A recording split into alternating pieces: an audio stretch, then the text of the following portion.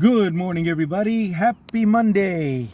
It's Monday at the time of this recording. Just before going to work, I like to do a commented special, so here it is. This past weekend, there was a talk about Prager U. It's an app that preaches hate. It talks about hate and shares anything concerning hate. Prager U, however, has gone to cartoon videos, and it's made for educating children concerning history and subject matter and all this good stuff. There's a problem with it, though. It promotes slavery. It rewrites the actual factual occurrences of slavery into opinion. You know, saying that there were no slaves, they were actually applying for jobs, that it wasn't torture that they were put through, that it was a learning and work experience of being independent and blah, blah, blah. Stupid stuff like that. Prager U has always done preachings like that. And now they're trying to go for the children through the education, into brainwashing children into believing that, you know, all the past history was nothing but a lie. And that it was, or at least it wasn't what it's currently taught to be. Here's the thing on that. In Florida, and I'm pretty sure in other Republican states that it's going to be happening, Florida is trying to actually make Prager U for kids an actual course of education, course of learning. They literally want children to take notes and watch these videos that said slavery wasn't such a thing, and that all our rights are being taken away by big government and all this other crap. Okay, and then be put into the grading system and all this other stuff, like any normal class of education. Okay. Now, I understand the entertainment value of cartoon education just simply because even I am a fan of history oversimplified. And back when I was a rideshare driver, I had passengers who were teachers that said, yeah, sure, we actually, I asked them, what do you think about it? He says, oh, we show it to our kids. We show it to our students. And I was like, really? He goes, yeah, Film Friday? And I was like, yeah, well, that makes sense, because I remember watching that Walt Disney version of the history, American Revolution, stuff like that, old films and stuff like that. It wasn't just like one time, yeah, we saw Ghost, but and another time we saw Kindergarten Cop, I think. But not to give away my age, but yeah, and I was in high school, but in school, elementary school, yeah, they were sort of social justice, educational, focus on our rules of thumb on how to be cool with each other kind of films. So when I thought about that, it made sense. Here's the thing, though. The difference between teachers showing history oversimplified on Film Friday, or just before spring break and all this other stuff. The difference between that and what's going on in Florida, where rewritten history in the form of a cartoon movie or film is being taught as an actual course. You see the conundrum there. It's not just the fact that it's through Prager U, who preaches hate, who says that who normalizes it by way of saying, well, slavery's been around since the dawn of time, so you can't judge me, the historian, whatever. Especially concerning Christopher Columbus, somebody that we all know, ruled with hate in his heart. As sure as he enslaved people and looked the other way when his crew would, murder people and rape not just women, but children. Christopher Columbus looked the other way, if not participated in it, but so far it's him looking the other way. Okay, that's a criminal. That's a historic criminal that deserves to have his hero title removed. You know, he's earned that. He's earned that punishment. So to have it rewritten as a cartoon where Christopher Columbus, well, slavery was existed in our times, and it was, you know, it was way different from the multi-god believing Spartans, you know, but I don't hate the Spartans, so why are you judging me? That was literally in the cartoon. Okay? That was scripted. Somebody tried throwing an Italian accent to it. It was very bad. You could hear him saying, "So why are you judging me?" You know, mon cher, mon frere, whatever, you know, Mamma Mia. You know, no, actually, he doesn't say Mamma Mia. He says Ay caramba, which is Spanish, but nevertheless, I mean, it's pretty bad. And now we get to the common sense, common ground thing where you come to my show and listen to it, and why, you know, why you're listening to it. See, here's the thing. Prager U can actually be removed out of the school education system should the government actually find certain key words that promote a hate propaganda. Okay? The same way that, you know, the Third Reich did, all the way down to, you know, certain Christian levels of Christianity.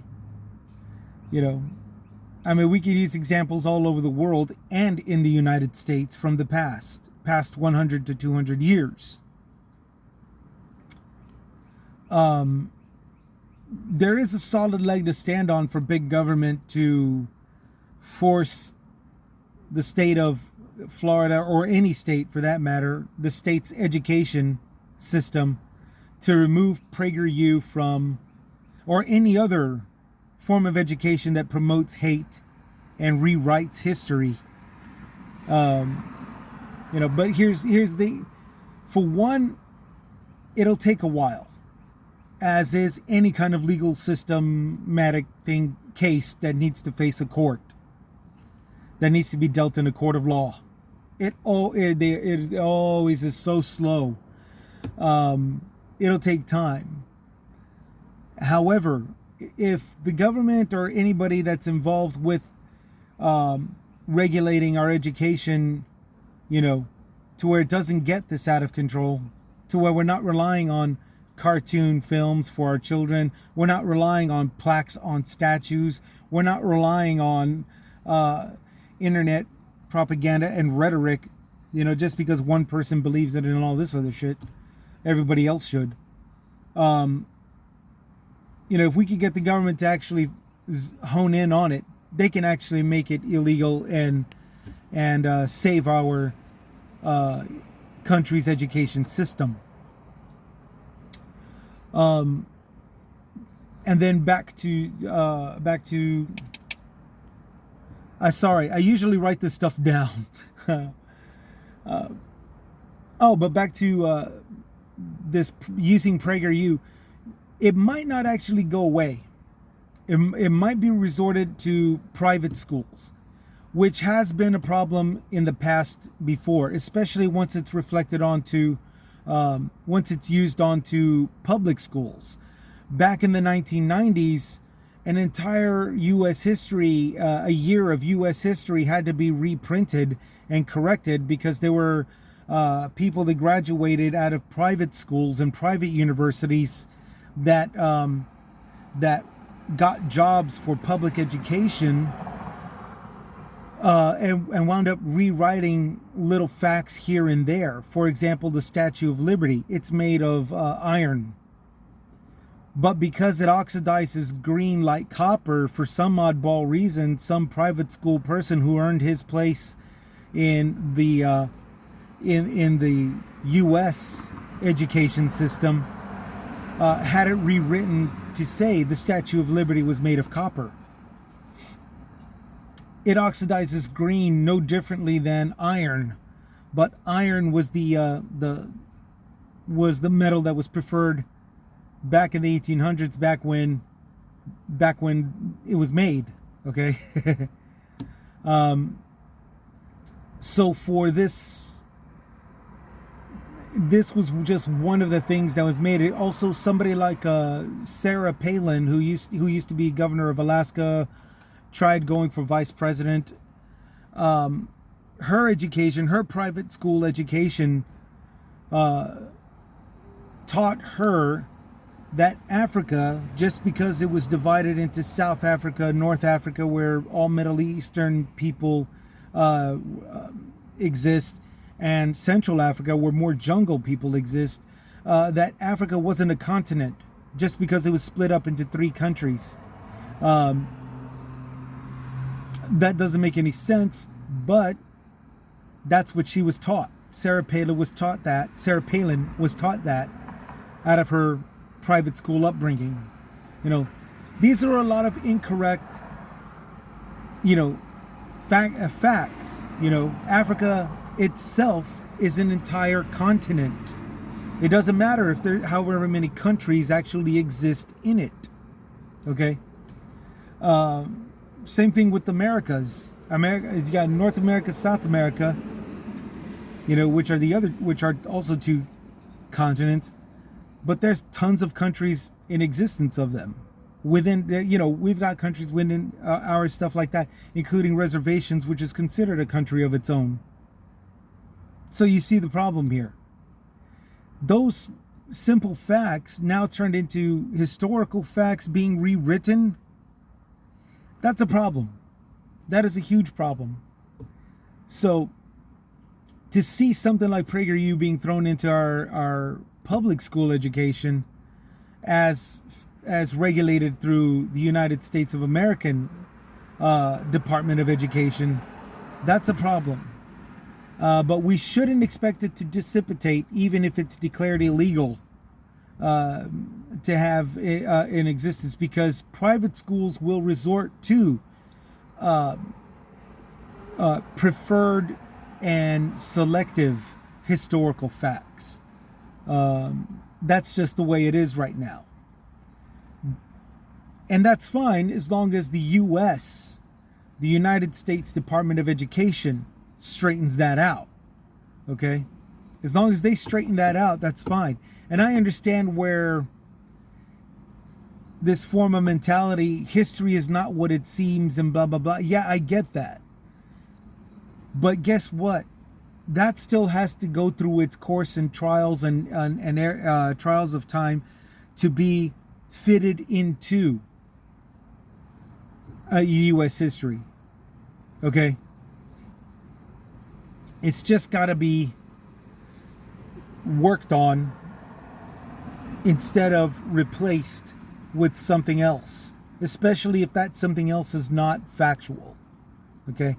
And yeah, I understand they're like, oh, they're trying to take away our history, they're trying to deface us and all this stuff, they're trying to demonize us. Well, no, not really. Not really, because anybody that's into historical fact focuses on the fact regardless of whatever skin color you actually are. America's concerning relations with Central America, for some oddball reason, it doesn't include the fact that Tejanos, what I am, back in the 1800s, were pro-slavery. They were Mexican Americans, Texas Mexican Americans, which is what a Tejano is, which is what I am. My forefathers were slave owners, and there were small groups of Tejanos, much like there were small groups of Texans that were anti-slavery and were part of the Underground Railroad. That's historical fact. I see no real reason to say, well, slavery has been around all the time. There's no need for that. You're trying to dehumanize me. No, not really, because I'm openly willing to admit, as should anybody and everybody who was a part of this, that this is what took place. And it wasn't just blacks, it was Indians and even the Chinese. They were all slaves here in Texas. I have a couple of forefathers that were a part of that slave ownership. Ironically enough, I also have a couple of forefathers that were a part of the Underground Railroad. They were anti-slave. So I got my history after, and it makes sense. We're in the 2000s. We're in the 2020s. It only makes sense that we'd have family members somewhere down the line that came out on both sides of the tracks. History should not be rewritten. Bottom line, it needs to be there so that way we know what took place, and we can always make sure that it never falls back into that place ever again. And that's the reason why Prager U needs to be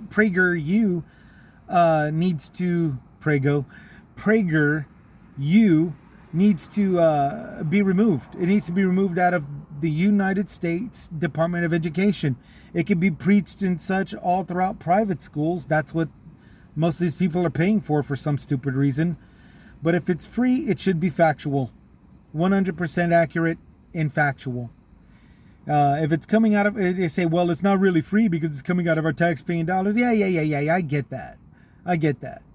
But it's still the United States Department of Education that we're talking about, and the regulations of it that has to be placed into our history books for public schools.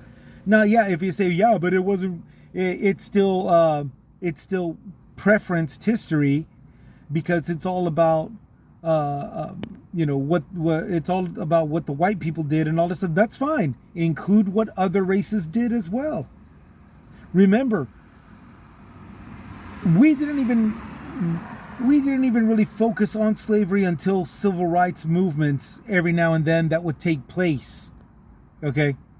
We didn't know about women's suffrage. We didn't know about child labor and the extremities that they went through.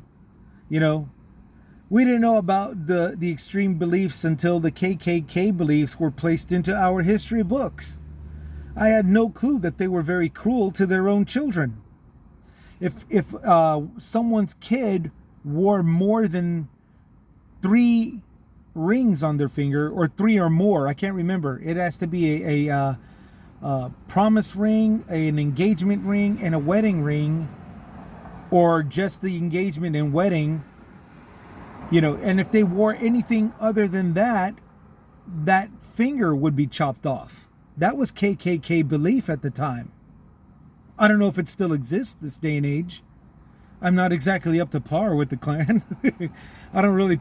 I'm not really in, I don't have KKK in touch monthly, or anything like that. But, it's weird because those extremities of belief is what caused them to do that, along with attacking other races. And same thing with the Black Panthers. The Black Panthers actually went along with hate in believing, if since the white man believes that crippled children and retarded children are rejects of God, well, why should we stop believing in that? Why should we take care of any of them? Why can't we kill children or people that were born this way? If that's true, then fine. We're down for it.